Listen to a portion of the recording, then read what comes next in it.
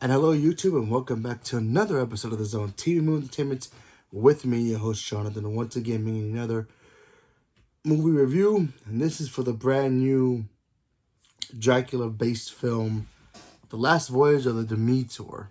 Now, The Last Voyage of the Demeter, like I said, is another adaptation or another version of a Dracula-based story. Apparently, this is also based on a book from Bram Stoker's Dracula, one of the chapters, I believe. So, never knew about it. But I'm a big sucker for vampire movies. I love the Dracula mythos, and I always wanted to see new versions of him coming back to the big screen. So, here we are. Okay, so the Last Voyage of the Demeter is basically, you have the Demeter. It's basically this big, massive ship. Well, not big, massive, but just a big ship.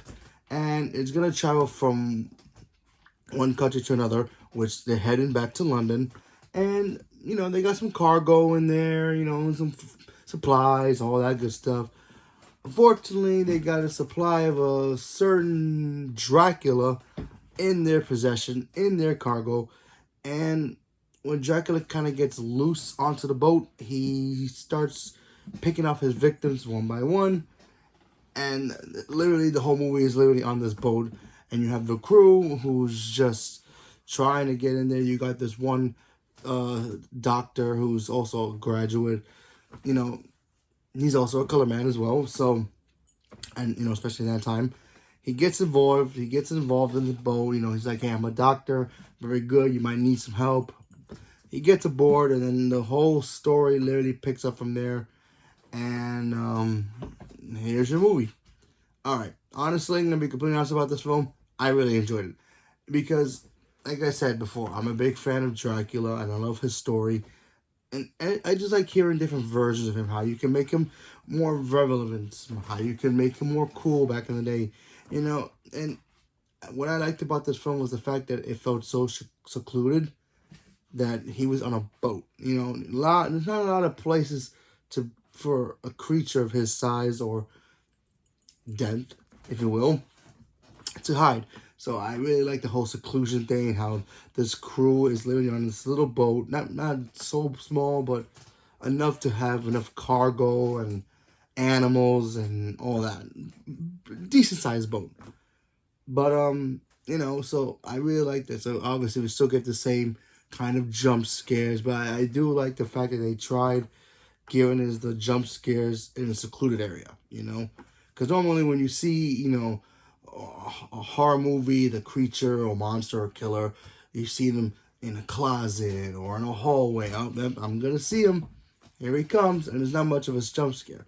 This movie, when you don't really see Dracula, but you feel his presence in this ship, it's like, that's creepy. Because he's a big monster, he's a ginormous bat-looking thing. So, there's a lot of places he could hide, especially in a small, secluded area. Especially in the middle of nowhere, especially because it's the ocean. So, I thought all that stuff was very, very cool. His look looked really cool, too. He kind of starts off as Golem, if Golem was sick on his bed. After the fact that he became Golem, kind of like that. And then he just transforms into his natural form of being Dracula. So I thought that all that stuff was cool. I loved how his infectious, bite affects people in different ways. So I thought that was really cool. I love how they used, I think it was practical and, CGI with his look. So that stuff worked for me. And like I said before, the whole, making Dracula as like this bat-looking figure was really cool, because we rarely ever get to see that. Normally when we ever see it, we think of Dracula, we always think of, good evening, he wears the cape, the suits, he's a very gentleman-like kind of a creature. But then, and, nighttime he comes out with his fangs. We don't really get to see enough of Dracula being an actual vampire bat. So I appreciated seeing that in this. I thought his look really looked cool. The setting was cool. The story was, was fine. Wasn't exactly, Oscar caliber style of a screenplay, but you know, it was basically a simple screenplay. They got cargo in there that's not supposed to be in there. It's this big creature. They find out it's Dracula. He's supposed to go to another country, and you know, they gotta prevent him from escaping that boat and going to another country. And that's exactly what they did. You know, that's exactly what they gotta do.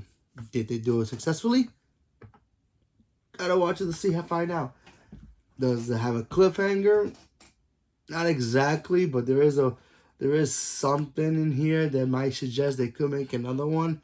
I mean, I know it's kind of tanking right now in the box office, but anything's possible. You know, Universal, you know, as much as hard as they try to bring back the classic monster creatures into modern day for us, you know, people who's never really grown up with that stuff. I know it's really tricky. You know, Dracula's not cool anymore, apparently. You know, the Wolfman, all those guys ain't cool no more. But, you know, I like those movies. I've seen the classics. I literally watched the original classics. Black and white was the best way to do it back in those days, but I appreciated that. Those classic movies were always great. Bringing them to modern day is a little tricky, but you know what? If you make a good story and you make it kind of fun, it could work.